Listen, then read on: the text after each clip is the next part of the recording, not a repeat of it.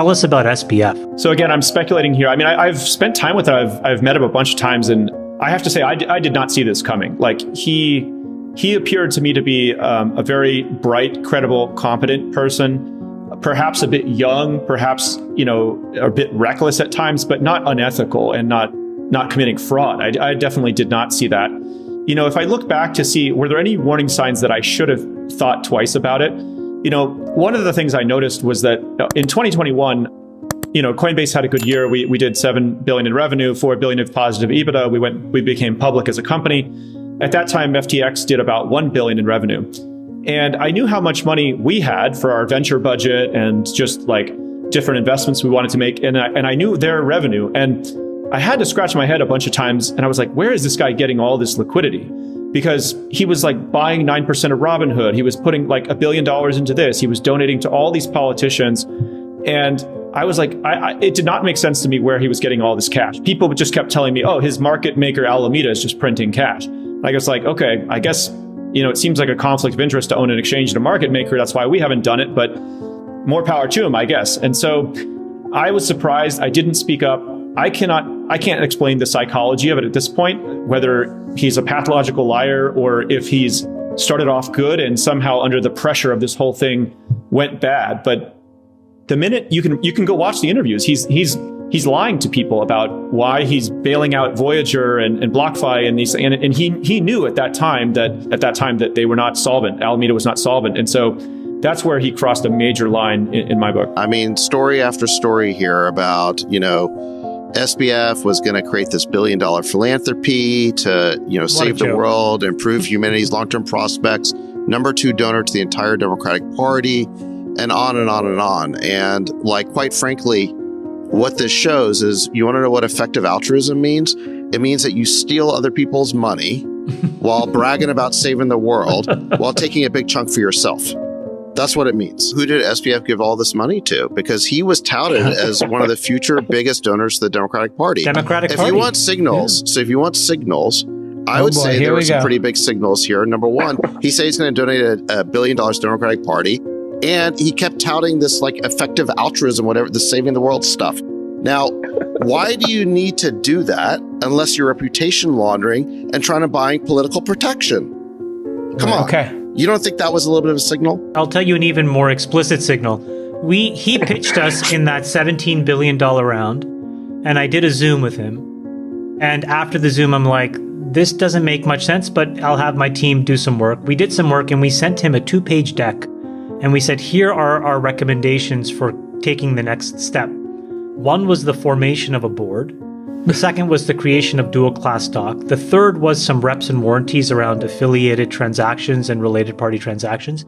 And the person that worked there called us back and literally, I'm not kidding you, said, go yourself. Was quote unquote the response to us. We're like, okay.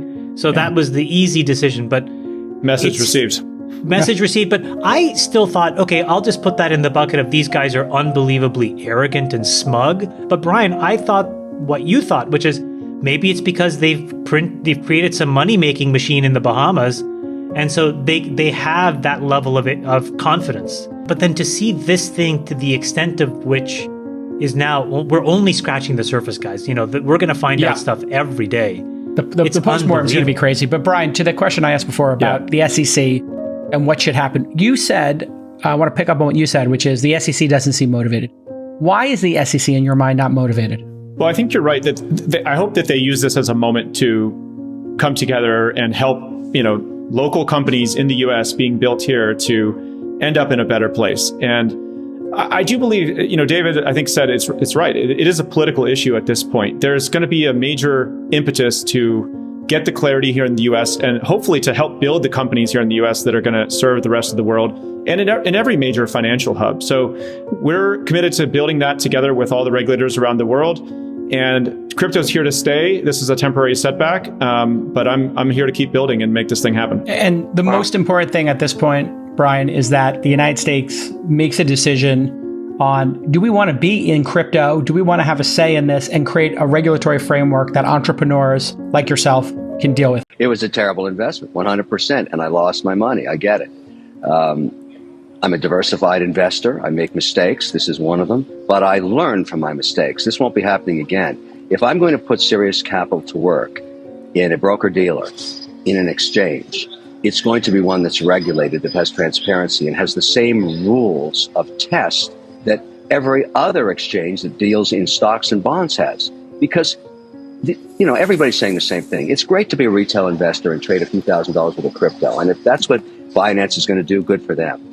But every single institutional investor is going to look at this and say, okay, can't play with this structure anymore because there's not enough transparency. I'm going to wait for the SEC or whoever it is going to be, the Fed or whoever, to regulate this stuff. This is actually a turning point for this industry. It's a maturation for this industry. That's what's going to happen. I'm disappointed, like many other shareholders. I always try and find what is the outcome of something like this. I mean, yes, I'm a shareholder in the International.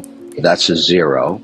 It's not the first time I've made a bad investment, probably not the last time, but luckily I make more good ones than bad ones, and I learn from my mistakes. What's going to happen now is there won't be another situation like this for institutional investors ever again. We're simply not going to put capital to work until this stuff gets regulated. And what is occurring, and I'm just one voice in it, what I'm going to be doing is I'm going to fly to Washington, and I want regulation. I want it now. No more delaying. I think this puts tremendous pressure on the SEC. I think a bill like the Stablecoin Transparency Act, which has been floating around forever, not going to signature, not going to markup, we got to stop doing this to ourselves. As an industry, it has to stop, but also it's time to move forward with regulation. This is the bottom of the crypto market. A massive player goes to zero, and now you build from the ashes. That's the upside. I lost money in the accounts there. They have a gate on them now. It doesn't stop me from buying more, and I'm going to do just that. I'm going to take advantage of the fact that most of these currencies and tokens and coins have absolutely been beaten into the ground as a result of this, and probably a buying opportunity. That's the way I look at it. I want to do one thing, and that one thing is to pass the Stablecoin Transparency Act. One thing, because that allows us to use the US dollar as a payment system. I would use that in all of my businesses every day. It's far superior to ACH, far superior to SWIFT, far faster, more transparent, 100% audible. All I need is the regulation that forces an audit every 30 days and guarantees me the backup for this is Treasury bills less than 12 months of duration. That's one thing. Very simple. That would signal to everybody around the world that regulators here in the United States are taking crypto on, starting to put rules in place, putting the guardrails on. No one is going to play ball anymore in this space on an institutional level with serious capital. I think this week highlights the virtues of Bitcoin as much as it exposes the fragility of the crypto ecosystem. Bitcoin's a commodity you can self-custody without an issuer. The vast majority of all the crypto tokens out there are unregistered securities trading on unregulated exchanges, and they're fairly centralized. And so what could go wrong? Well, we saw what could go wrong if a centralized token trading on an unregistered exchange blows up this week. I think that the Bitcoiners have been predicting this for a long time. Speaking for all the Bitcoiners, we feel like we're trapped in a dysfunctional relationship with crypto, and we want out. Look, I think the industry needs to grow up, and the regulators are coming into this space. What the world wants is it wants digital assets and digital commodities and digital securities, but there's no way to register a digital security. There's no clear guideline or roadmap for designating a digital commodity. The world wants $1 trillion of digital currency in the form of the USD stablecoin. And so I think that the regulatory intervention of late has been all negative, like enforcement. But the marketplace is waiting for the regulators to say, this is how you register a digital currency. This is how you register a digital security or a digital commodity. And instead of saying all the crypto exchanges should register, we need to get the crypto exchanges registered, because the future of the industry is registered digital assets trading on regulated exchanges where everyone has the investor protections they need.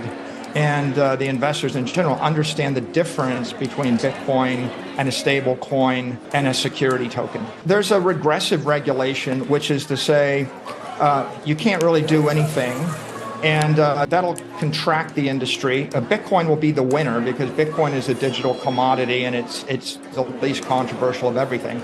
But there's a progressive regulation which says this is a path to register a digital security, a digital currency, a digital token, and your digital exchange. If there is a progressive regulation, then I think you won't see 20,000 tokens, you'll see a handful, dozens, but they'll be properly registered tokens. The industry is going to grow much more rapidly. And ultimately, we're moving from the entrepreneurial stage where this was a Wild West offshore where anything goes, to an institutional digital asset stage where the big players like Bank of America and Fidelity and BlackRock and the Goldman Sachs and JP Morgans are going to enter this space, and we're all just going to grow up, and the world is going to benefit from that. I've said over and over again, there is no second best crypto asset. The Bitcoin idea is you can self-custody an asset without an issuer. And it was born out of Satoshi's observation that you can't trust a currency that can be manipulated by a central party, and you can't trust a bank. And eventually the bank will freeze your assets and the currency will be inflated and eventually it'll crash.